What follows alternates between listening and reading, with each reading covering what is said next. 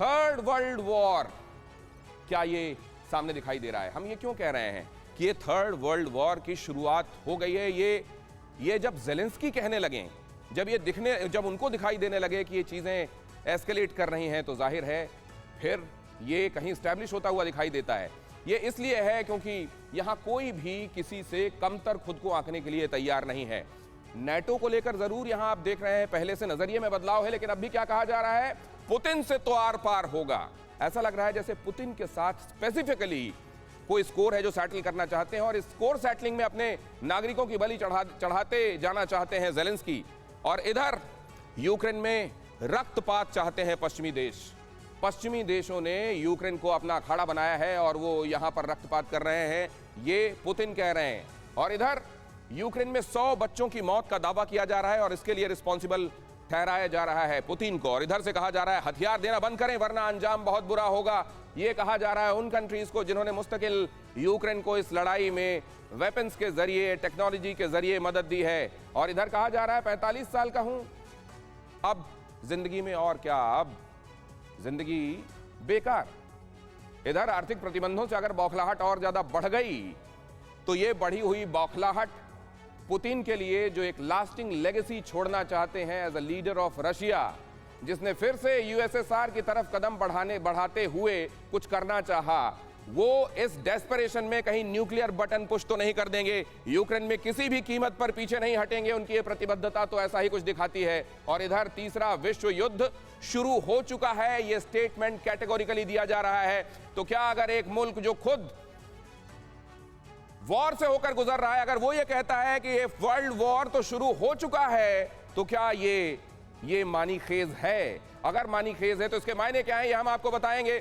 जरा ये भी देखिए, 22 दिन से टैंक्स, फाइटर प्लेन, ड्रोन सब इस्तेमाल किए जा रहे हैं और यह जंग जारी है। अब अगर न्यूक्लियर वेपन का भी इस्तेमाल होता है, जिसकी आशंका हर दिन बनी हुई है, तो रूस ऐसा किस परिस्थिति में करेगा जबकि उसके ऊपर इकोनॉमिक सैंक्शंस इतने ज्यादा बढ़ जाएं कि पूरी कंट्री चरमराने लगे। और तब अपना रेलेवेंस इस दुनिया में साबित करने के लिए वो हुक्मरान जो ये कहता रहा कि अगर इस प्लेनेट में रूस नहीं है तो फिर इस प्लेनेट की जरूरत क्या है, इस ग्रह की धरती ग्रह की जरूरत क्या है अगर इसमें रूस नहीं, वो अगर इस पैनिक में न्यूक्लियर बटन प्रेस कर देते हैं तो क्या होगा? रूस और कंगाल हुआ तो पुतिन परमाणु बम गिराएंगे। पश्चिमी देश ज़ेलेंस्की को और घातक हथियार उधर देते जा रहे हैं, और अगर ये घातक हथियार यूं ही मिलते रहे तो उधर रशिया अपना फुल फोर्स और माइट के साथ, आप जानते हैं यूक्रेन की तरफ अब तो कुछ बचा ही नहीं है। वो बेशक इसे मिलिट्री ऑपरेशन कह रहे हो, लेकिन ये एक वॉर है और दुनिया की आंखों के सामने है। अगर ऐसा है तो फिर दोनों ही तरफ से कोई झुकने के लिए तैयार नहीं। और आप देखते हैं एक से दूसरे कंट्री का न सिर्फ इन्वॉल्वमेंट होता जा रहा है, बल्कि ये भी कहा जाने लगा है अब माइटी कंट्रीज की तरफ से कि बाकी देश भी अपना रुख स्पष्ट करें।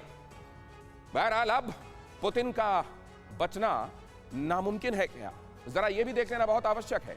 ये क्यों कहा जा रहा है? ये इसलिए कहा जा रहा है कि नया एक संगठन बनाया गया है।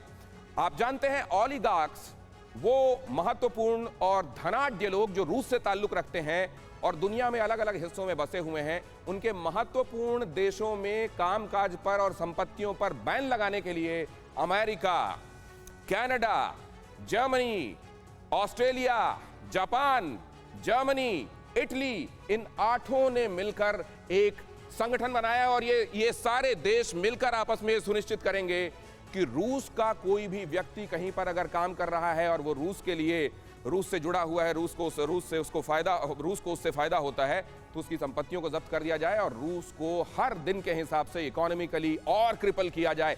परवाह देश की, सोमवार से शुक्रवार रात 10 बजे TV9 भारतवर्ष पर।